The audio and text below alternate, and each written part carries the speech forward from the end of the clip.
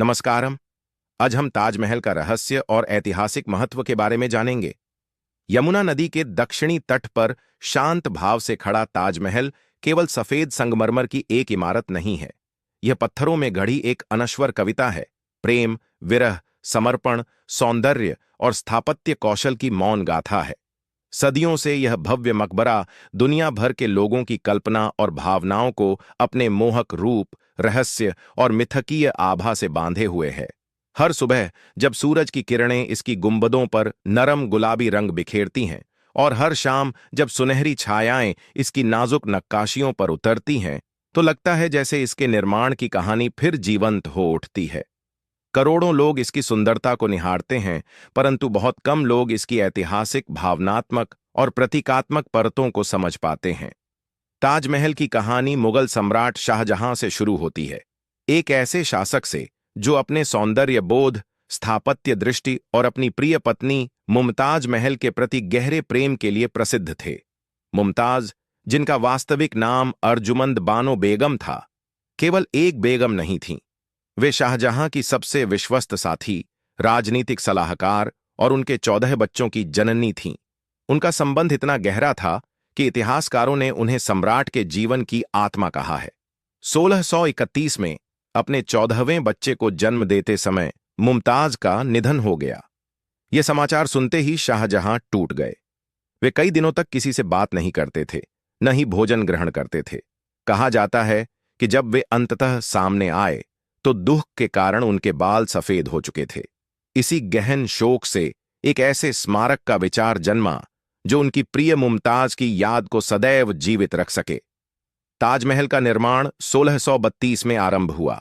इसे बनाने के लिए साम्राज्य और दूर दराज के देशों से आए श्रेष्ठ कारीगरों, स्थापत्य विशेषज्ञों, अभियंताओं, सुलेखकारों और शिल्पियों को बुलाया गया।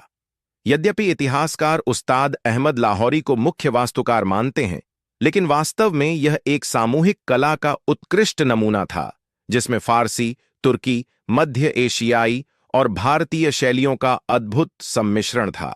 इसे पूरा होने में लगभग 20 वर्ष लगे और 20,000 से अधिक श्रमिकों ने इसके निर्माण में अपनी कला और श्रम समर्पित किए।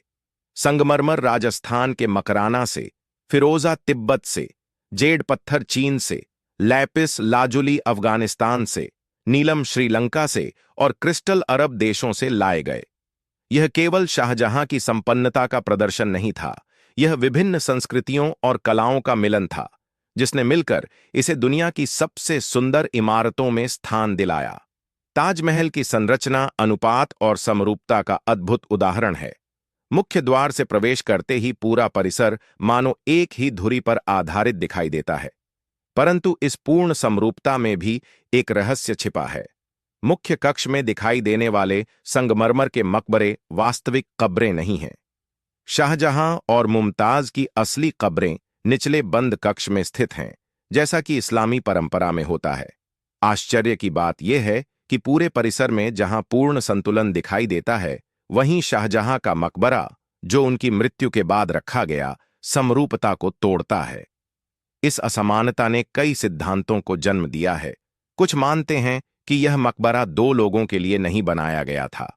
कुछ कहते हैं कि शाहजहां को यहां दफनाना प्रारंभिक योजना का हिस्सा नहीं था। ताजमहल का सबसे बड़ा रहस्य उसका संगमरमर है। मकराना का संगमरमर अपनी शुद्धता ही नहीं, बल्कि अपनी अद्भुत चमक के लिए भी प्रसिद्ध है।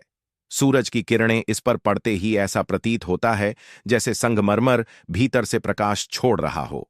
सूर्योदय पर यह हल्के गुलाबी रंग का हो जाता है, दोपहर में उजला और चमकीला, सांझ के समय सुनहरा और चांदनी में यह एक स्वप्निल दृश्य बन जाता है।